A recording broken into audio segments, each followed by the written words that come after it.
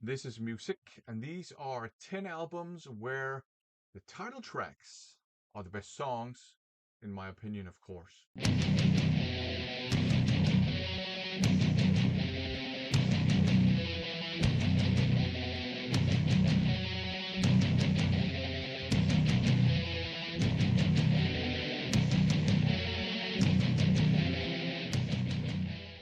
Welcome to a thread response. By the way, if you can hear ambient sounds, because I'm shooting this with my window open.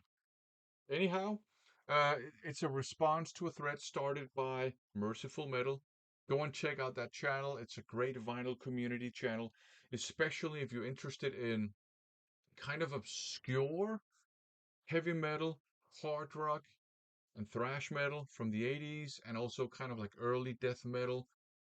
So basically, if you like old school metal and you don't care about anything released after 95, maybe even 93, go and check out that channel. Also, if you like city pop, it is actually a very entertaining channel and also very educating channel because he does show a lot of obscure 80s stuff. So go and check out that channel. Anyways, the thread is pretty straightforward. Go 10 albums where you think the title tracks are the best songs. Now, as we know, music is a matter of taste and opinion, and one person's favorite track might be another person's most hated track. We all have different opinions. I will say this: if some weirdo on the internet having a different taste in music from you, if them picking a song as a favorite track on the album that is not your favorite track, if that makes you mad, you're the weirdo. Anyways, let's get down to business. Up first, George G from George G's Room of Rock showed this one too. Of course, Balls to the Wall by Accept. This is a fantastic album. All the songs are great, but Balls to the Wall is the epitome of a heavy metal song. And just like George G, it's that main riff that's just a fantastic heavy metal riff that carries the song. But there are other things that make this my favorite song. On here, I really like that kind of baritone choir that kicks in. I like the spoken word section, plug a bomb in everyone's ass. That's just good fun. Um, there are more riffs that are fantastic, and it's just, like I said, the epitome of a heavy metal song. The entire album is great. I just enjoy that song a little bit more. Up next, we have this one here, Black Sabbath, from Black Sabbath by Black Sabbath. This is considered the first metal album ever. If you listen to it, I would say it's more of a psychedelic, heavy blues rock slash progressive rock album, if I'm being honest. But the guitar tone is heavy and distorted and kind of disturbing. And you have Ozzy's sick vocals that, you know, everything, together kind of makes this album a heavy and disturbing and fantastic album. But the title track, Black Sabbath, is an all out doom metal song, in my opinion. The first doom metal song, probably. Although there were some quite heavy songs that came out before this, but this is where it all kind of started. It's it it's a very heavy. It's very slow. It kind of evolves around the tritone, the in a very simple riff, the Devil's Note. You got those heavy, slow drums. It's very atmospheric. You have Ozzy's just sick vocals. You have that strange, twisted guitar tone. It's a very disturbing and scary song, actually. To this day, it's one of the scariest songs, in my opinion, released within popular music. Even though we have like extreme metal now, uh, this one kind of was the foundation for a lot of that stuff. And then you have that faster, up-tempo section towards the end, which is still disturbing because of the guitar tone. It's a great song. I really love this song. The entire album is very interesting, but it's just a historically important song, and it is the song I like the most on this album. Up next might be a bit of a curveball. Call of the Wild by Disneyland After Dark. You might know them as DAD. Uh, this is they are known as a hard rock band now, but this is not a hard rock album. It's kind of a mix of country western music and kind of post punk rock and new wave rock, sort of like the rock that came after punk rock, if you know what I mean. Um, so cowpunk, and it has some kind of silly, kind of upbeat, fun songs on here for sure, like the opening, kind of the intro track, "Land of Their Choice." But a lot of the songs on here are actually kind of dark and brooding and haunting. Uh, a lot of this owes to the kind of twang guitar that kind of does a lot of lead themes. And Call of the Wild is one of those kind of haunting songs, and it just evolves around this very, very simple, um, very catchy, memorable, and haunting kind of lead guitar melody. And also the chorus, it's very easy to sing along to. It's very easy to remember, but it also has that kind of the same kind of melancholy, I would say, as you would hear in Joy Division. It's not as depressive as Joy Division. Joy Division, I like that band though. But yeah, Call of the Wild is my favorite track on a very good and very interesting album. There are lots of other really cool songs on here. Uh, it's definitely an album that is worth checking out if you're interested in DAD, but it is very different from their kind of trademark hard rock style. Up next, an album which is a masterpiece in my opinion, Symbolic by Death. If I'm being completely honest, all the songs on here are masterpieces in my opinion. They're all equally good, but I just like Symbolic a little bit more. That's not even true. I like all the songs equally much, but Symbolic resonates with me a little bit more. First of all, because of that simple, heavy opening riff, and the drumming is out of this world, but that applies to the entire album. But the title track was the first Death song I ever heard, and just that opening riff, the first note, just got me hooked immediately. So that song just resonates with me a little bit more. But truth be told, or opinion be told, I think this is a masterpiece album, and all the songs are fantastic on here. Just to mention some that I would recommend if I had to pick some out: Symbolic, of course, uh, Empty Words, 1000 Eyes, and Crystal Mountain. But the entire album is fantastic. It's just that opening track just resonates with me just a tad more than the other songs. Okay, up next, a similar situation to Accept Balls to the Wall, Dio, Holy Diver. Again, it's the epitome of a great heavy metal song on an epitome of a great heavy metal album. Um, and it contains the epitome of a great heavy metal riff. It's the riff, that main riff, the slow galloping guitar and the chord progression just hooks you in. At least it hooked me in. The vocals, of course, fantastic. I also really like that simple background riff, supporting the guitar solo. That's a lot of fun to play as well. Great song, the epitome of a fantastic heavy metal song. All the songs in this album, I think, are fantastic, but it's just that riff, right? Great, great album. Okay, now a curveball, I think.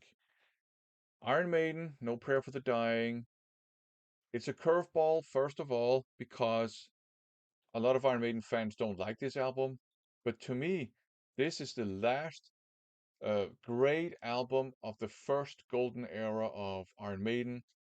So while a lot of people say the golden era, the first golden era, kind of stopped with Seventh Son of a Seventh Son, I actually include this album into that 80s golden era. I know it's from 1990, I think. Anyways, That's the first curveball. The second curveball is that I pick No Prayer for the Dying as my favorite track on here. It's a ballad. First of all, I will say I think this is a great album. I like the songs on here. I really like the deep cuts on here. And yes, you have Mother Russia, and yes, that is a fantastic song. Um, but I think for the same reason that I like Call of the Wild, there's a simple but haunting lead guitar melody in No Prayer for the Dying that just resonates with me for some reason. I also like um, how the song seems to deal with somebody just contemplating life. I think that's cool. Uh, and then you have that fast section where it gets a little bit aggressive. But I think it's a great ballad. I do think this is one of the best Iron Maiden ballads, if I'm being completely honest. And it is my favorite track on this album. And I think this is a great album. I do like all the other tracks on here too. And it's just another case of a song resonating just with me a little bit more because of the basically the lead guitar melody. Up next, Mortillery, Murder, Death, Kill. It starts out with the song Murder, Death, Kill. It's a crossover thrash album, and I think all the songs on here are great.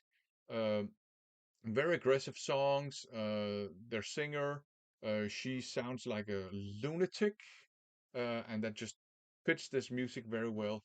But it kicks off with a Murder Death Kill, which is just an all-out aggressive crossover thrash song, and it's just very gratifying singing along to those words. The chorus is just Murder Death Kill, sung by a lunatic. Oh, she sounds like a lunatic in the good way. And it's just fun to sing along to. The riffs are great. It's super aggressive. The rest of the album is in the same vein, but it's just, the perfect opening track. Um, some of the song titles are kind of disturbing. You have Fritzl's Cellar. That's kind of disturbing. There's a song called Countless Suicide. Um, there is Voracious Undead. There's a song called Without Weapons. So, yeah, great thrash metal album, great opening track, my favorite track on the album, but it's a great album. Okay, up next, this one here, Motley Crue, Dr. Feelgood, has this hype sticker that says in USA #1. And this hype sticker, because it's included, I think it's one of the reasons why this pressing sometimes gets a little bit expensive. Fortunately, it wasn't when I bought it here.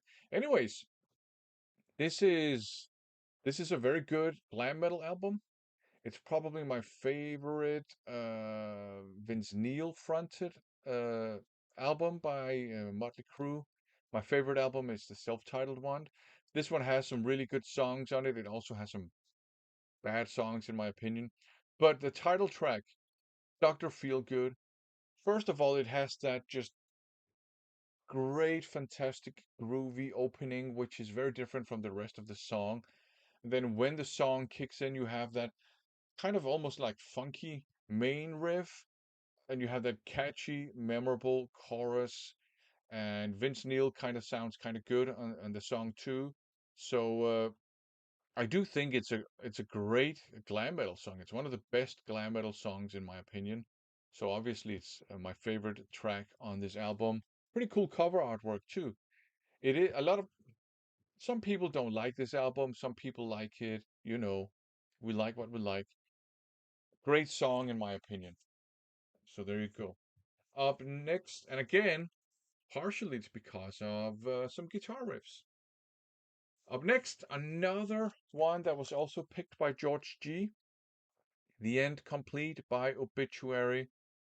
Um, I mean, again, the riffs in that song. They're very simple. They're very heavy too.